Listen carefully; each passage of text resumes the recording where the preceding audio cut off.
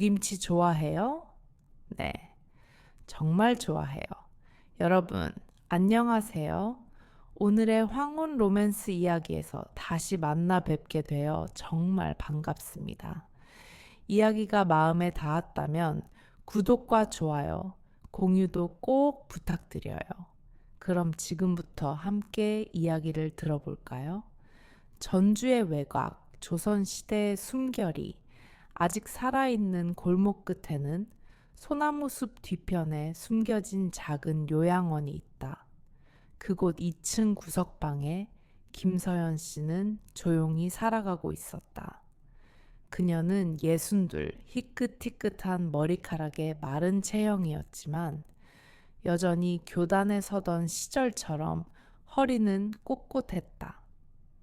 매일 아침 그녀는 발코니 옆에 돌 벤치에 앉아 색이 바랜 오래된 책을 들고 나무십 사이로 천천히 떨어지는 햇살을 따라 눈길을 보냈다. 엄마, 다음 주 요양원에서 계곡 나들이 가는 거 신청했어요. 딸의 목소리가 전화기 너머로 들려왔다. 부드러우면서도 단호한 말투였다. 또 무슨 소리야? 서연은 작게 웃었지만 눈동자 속엔 피곤함이 묻어 있었다. 엄마는 그런데 안 가. 이제 혼자 사는 게 익숙하단다. 즐기라고 보낸 게 아니에요. 숨 좀 쉬시라고요. 엄마, 숨소리 무거운 거 알아요. 딸의 목소리가 낮아졌다. 서연은 대답하지 않았다. 방 한켠 색이 바랜 가족 사진이 걸려 있는 벽을 바라보았다. 사진 속 남편 김 씨는 웃고 있었다. 그 웃음은 10년 동안 돌아오지 않았다. 그날 밤 불을 끈 후 서연은 서랍을 열고 낡은 털쇼 하나를 꺼냈다. 그녀의 손끝이 해진 실밥을 더듬었고 오래전에 떨어진 단추를 바라보며 한참 동안 멈춰 있었다. 다음 날 아침 요양원 직원이 문을 두드렸을 때 서연은 이미 문 앞에 조용히 앉아 있었다. 작은 가방 하나를 들고 말없이 고개를 살짝 끄덕였다. 하얀색 소형 버스가 요양원을 천천히 떠났다. 차 안에는 마치 수학여행을 가는 아이들처럼 웃고 떠드는 어르신들이 가득했다. 그러나 창가 쪽 좌석에는 말없이 앉아있는 김서연 씨가 있었다. 숲을 가로지른 바람이 마른 소립 냄새와 초여름 햇살을 실어 나르며 차 안으로 들어왔다. 옆자리에 앉은 할머니가 말을 걸었다. 처음이세요? 저는 유 할머니예요. 한 달에 한 번 나들이가 제일 신나요. 서연은 어깨를 으쓱이며 미소를 지었다. 딸이 억지로 보냈어요. 사실 저도 뭘 찾고 있는 건지 모르겠네요. 어쩌면 자기 자신을 다시 찾는 여행일지도 모르죠. 유 할머니는 눈을 찡긋하고 창밖을 바라보았다. 마치 평생 준비해온 말을 방금 꺼낸 듯이. 버스는 맑은 계곡 옆에 멈췄다. 하늘은 맑고 물은 투명했다. 계곡 가장자리의 돌들은 햇빛에 반짝이고 있었다. 김서연은 사람들과 어울리지 않고 나무 그늘 아래 조용한 바위 위에 자리를 잡았다. 딸이 준비해준 작은 차병을 들고 앉은 그녀는 그날 하루를 그저 고요히 보내려 했다. 그러나 운명은 항상 물어보지 않고 다가오는 법이다. 작은 미끄러지는 소리, 그리고 찬 기운. 물이 허리까지 차올랐다. 더 깊은 곳으로 빠져들고 아무도 근처에 없었다. 그 순간 한 손이 그녀의 손목을 꽉 잡고 끌어올렸다. 몸이 휘청이며 위로 올라왔고 숨이 거칠게 터져 나왔다. 고개를 들어보니 앞에 선 남자는 연륜이 묻어나는 얼굴에 견고한 어깨를 지닌 사람이었다.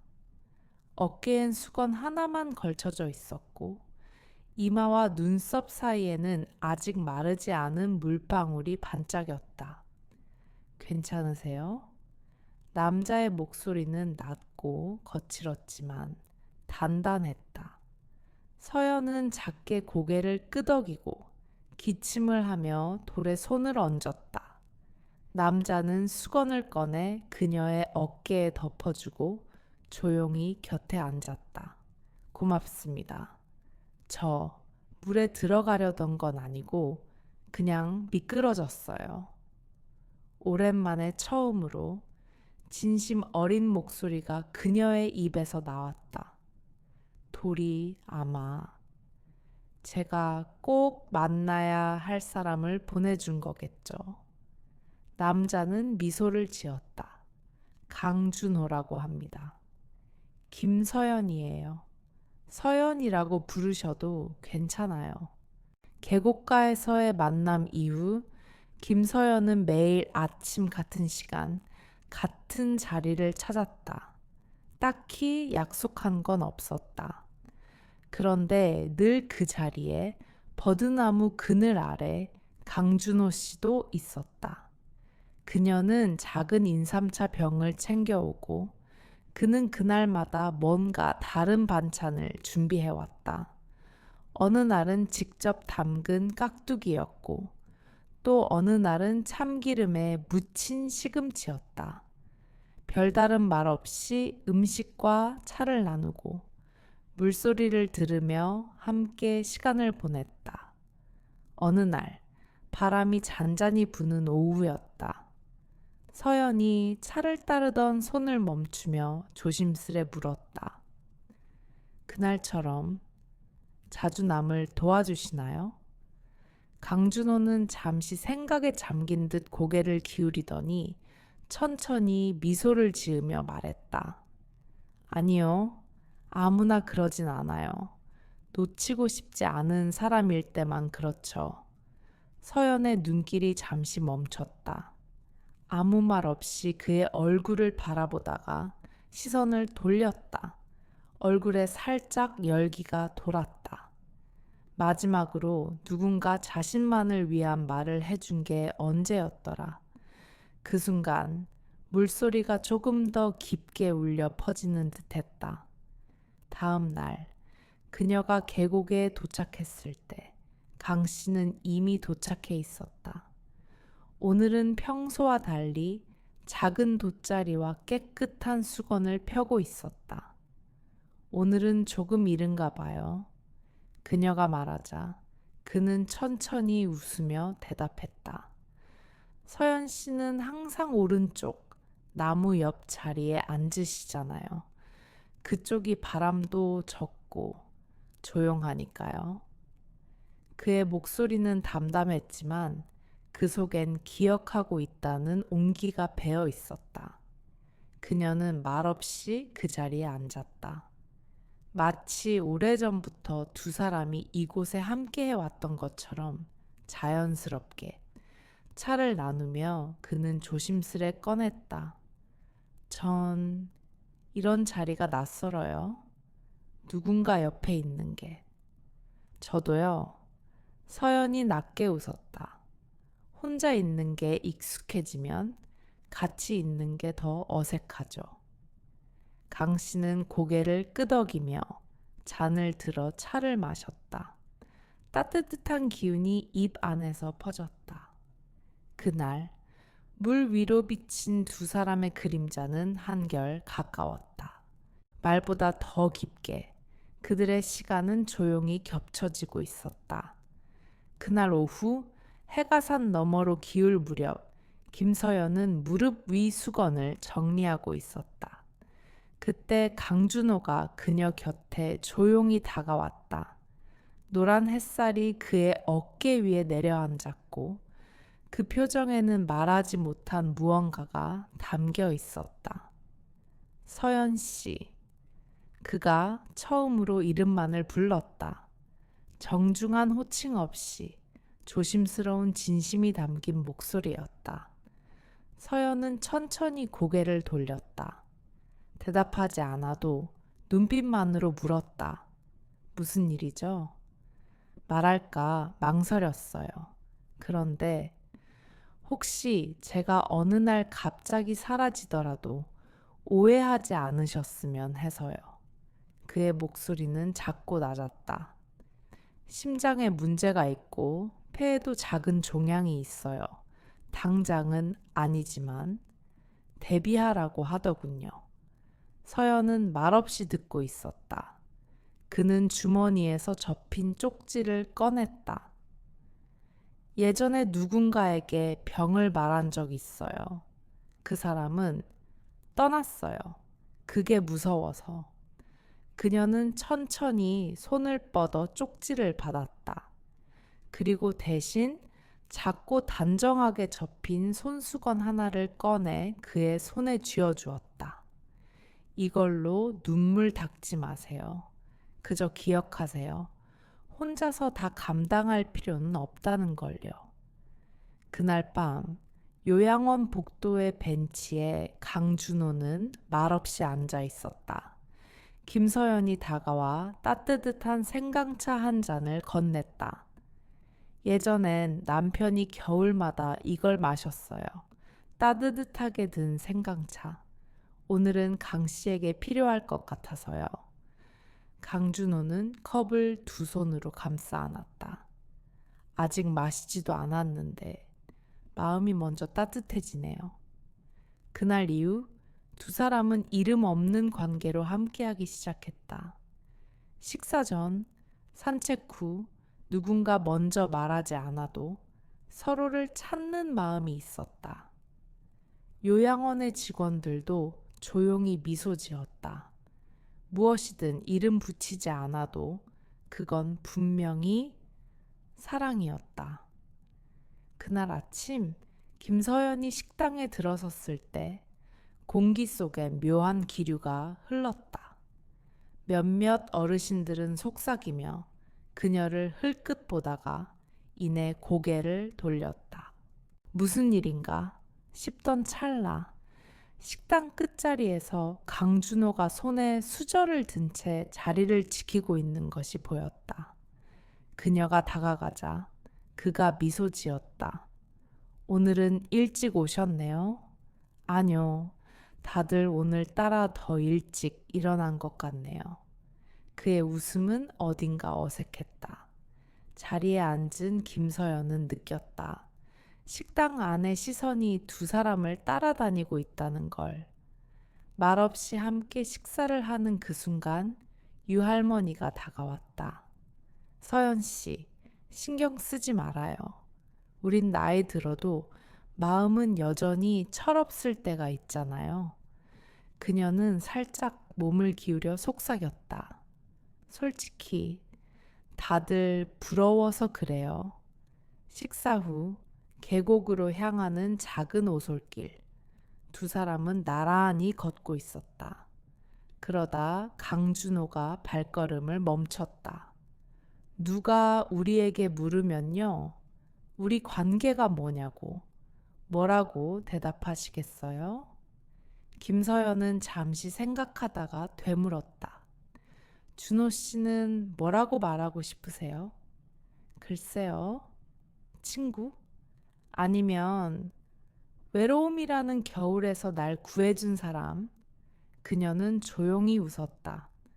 그럼 저는 이렇게 말할래요. 내 삶에 익숙해져 버린 외로움을 잊게 해준 사람. 그날 저녁 그녀의 방 안. 따뜻한 조명 아래 두 잔의 차가 김을 올리고 있었다. 약을 전해주러 온 요양원 실장님이 말했다. 요즘 두 분 사이 좋다는 얘기 들려오네요. 뭐, 잔소리 하려는 건 아니에요. 다만, 지금 이 나이에 누군가 곁에 있다는 건 정말 귀한 일이죠. 그리고 그걸 지켜내는 건 더 용기가 필요하더라고요. 김서연은 말없이 고개를 끄덕였다. 실장님이 나간 뒤 그녀는 책장 위 오래된 남편의 사진을 조용히 내려놓았다. 그리고 서랍 안에 넣고 살며시 닫았다. 그건 있는 게 아니었다. 그저 과거에게 쉴 자리를 내어주는 것이었다. 어느 초가을 아침, 강준호는 계곡가에 나타나지 않았다. 김서연은 기다렸다. 조용히 산책로를 돌았다. 어디에도 그가 보이지 않았다. 이상한 예감이 마음을 짓눌렀다. 그녀는 요양원 사무실로 향했다. 강준호 씨, 오늘 안 내려오셨나요? 직원은 잠시 망설였다. 아침에 아드님이 오셔서 병원 정기 검진 받으러 가셨어요. 너무 걱정 마세요. 그냥 예정된 진료예요. 서연은 고개를 끄덕였지만 손에 들린 묵주가 하얗게 물들도록 조여졌다. 3일 후 강준호는 돌아왔다. 조금 수척해졌지만 웃음은 여전했다. 요양원 로비에 들어선 그를 서연은 화단 옆에서 발견했다. 인사는 필요 없었다. 서로의 시선이 마주치는 순간 모든 거리감은 사라졌다. 할 말이 좀 있어요. 그냥 사라지려고 했죠? 그녀는 말끝을 잘랐다. 화난 게 아니라 단지 두려움에서 튀어나온 말이었다. 그게 아니라 뭔가 일이 생기면 아무런 끈도 남기고 싶지 않았어요. 하지만 우린 이미 서로의 삶에 묶였잖아요. 그날 오후 처음으로 두 사람은 마을로 나갔다. 작은 식당에서 미역국과 전을 시켜 나눴다. 우리 같이 살아요. 서연은 숟가락을 멈추고 그를 바라보았다. 이 나이에 동거 얘기하는 사람 없어요. 그러니까 해야죠. 그는 미소 지었다. 다들 부담이 될까봐 망설이지만 같이 산다는 건 그 무게를 나누겠다는 거니까요. 한 달 후 두 사람은 요양원의 조용한 2인실로 이사했다. 결혼식도 서약도 없었다. 단지 매일 아침 나란히 놓인 두 잔의 찻잔이 있었다. 겨울이 깊어지고 강준호의 병세가 악화되자 김서연은 한시도 자리를 비우지 않았다. 첫눈이 내리던 밤, 그녀는 침대 곁에 앉아 그의 손을 잡고 있었다. 서연 씨, 그가 속삭였다. 혹시 내일이 오지 않아도 오늘은 충분했어요. 김서연은 울지 않았다. 그저 그의 손등에 이마를 대고 조용히 말했다. 저는 여전히 여기 있을게요. 내일이 오지 않아도.